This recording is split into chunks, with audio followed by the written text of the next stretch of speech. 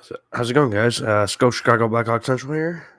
Running a little late post game, a delayed one, right? For the Hawks and Senators game. Really fun game. Connor Bedard almost 3-point game. Ended up with 2 points yesterday on Saturday, right? Midday at 2 p.m. Saturday matinee game. Very fun one. Mrazek was in net, and I'll go over that and take a look at the game for Monday night against the Carolina Hurricanes right after the intro.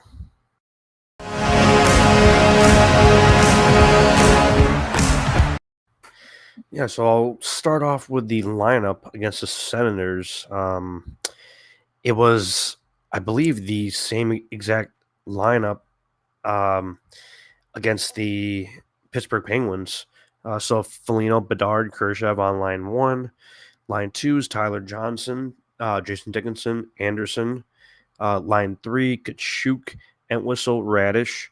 Line four, Blackwell, Sanford, Donato. Um, really just smooth game. The shots, the shot difference, right, in that like second period was unbelievable. I think it was like 20 something to like 5 or 6. So um de- defensively, you have to get in front of some of those shots there. Really have to make a play on the puck there. Mrazek is, I mean, he's unbelievable. He's keeping us in games. He's winning us games, right?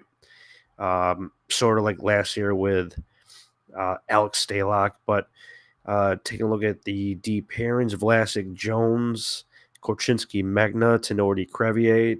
Tenorti, I know he's just, a veteran body for the lineup, but he's really annoying, like, to watch. Like how he pinches and his back skating is just like not good at all. Not gonna get all crazy about it, but would rather just watch Isaac Phillips slide in there with Louis Crevier on that third pairing.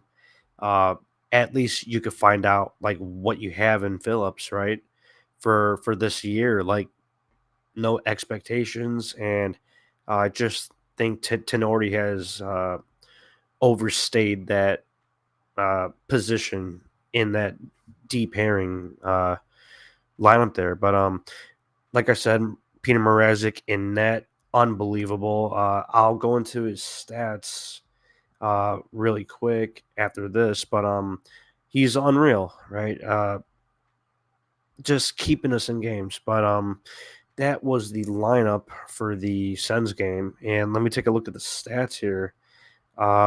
Just to recap it, game stats. Yeah, so shots on goal. 42 for the Senators. They had 22 shots in that second period. That's unreal. And we had 6 shots. 22 shots for the Hawks total. Not great at all, right? Compared to that 42 shot mark. That's unreal, right? Face-off percentage 53.3 for the Hawks, 46.7 for the Senators. Power play percentage 1 for 2 for the Sens, 0% for the Hawks, 0 for 1. Penalty minutes 4 for the Hawks, 2 for the Senators. Hits 28 for the Hawks, 23 for the Sens. Block shots were actually even at 17. Wasn't expecting that one, but giveaways 8 for the Sens, 5 for the Hawks. Takeaways 9 for the Hawks, 5 for the Senators, and just a weird game, right? I thought they moved the puck well, the Hawks, but just the shots on net, the bombardment was unreal, and we really got to slow it down because it's just not a healthy way of playing the game like that. It's just rough to watch, really. But having Connor Bedard here makes it all better. And let me go over the scoring here. Just on an unreal game from Bedard. Um, let's take a look at the scoring. He does start out that game with his first or a secondary assist, right? But in that first period, a bit of a tic tac toe play from Bedard to Kurashev over to Foligno in front of the net, sort of deflected it off his skate. Didn't really see it, right? But he makes the game 1-0. 13 minutes in. Uh, 2 minutes later, at the 15-minute mark, good snapshot from Tim Stutzla, ties it 1-1. Very, very skilled player. He's unbelievable, right? Tim Stutzla from Germany. Second period, Jacob Chikrin, power play goal. About 8 minutes in second period with a really good one-timer slap shot. Makes the game 2-1 for Ottawa. Uh, Later on, Connor Bedard, he gets his first goal since returning.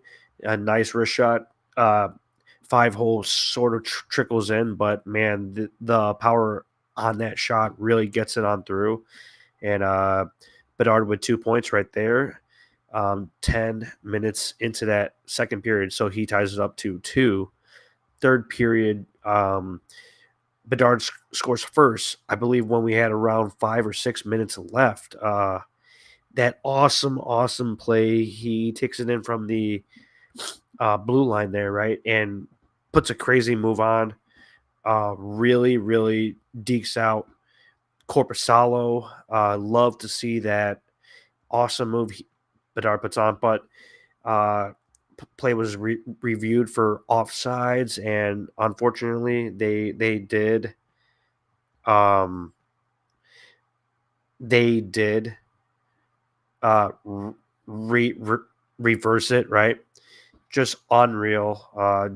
Jason Dickinson does score at the 18-minute mark, putting the Hawks on top 3-2. Really good second effort shot on Corpusalo from Joey Anderson and Tyler Johnson. Really good stuff from Jason Dickinson. Oh, might have went out there, but yeah, Jason Dickinson, game winning goal, right? With about a minute and a half left in the game. Yeah, so less than 2 minutes in. Awesome game for that Saturday midday game at 2 p.m. But that pretty much wraps up the Hawks and Sens game. Bedard did get that first star of the game, obviously. Second star, Jason Dickinson, 1 goal. Kurashev with 2 assists. Your third star. But that wraps up the Hawks and Sens game. So I'll just take a quick look at the Carolina Hurricanes lineup for Monday night. I believe this is 6 p.m. Central Time. So let's look at their line 1. Svechnikov, Aho, and Jesper Foss. That's awesome. Second line, Martinuk, Stahl, Seth Jarvis playing very well. Line 3, Michael Bunting, Jack Drury, Martin Nietzsche on line 3. And line 4, I mean, Tavo Teravainen, Kakaniemi, and Stefan Nason. That's awesome. And that makes a lot of sense why they're doing so well, right? An absolutely stacked team with the Carolina Hurricanes, and this might be a rough game, but hockey's weird, and you never know sometimes, right? Let's look at the defense.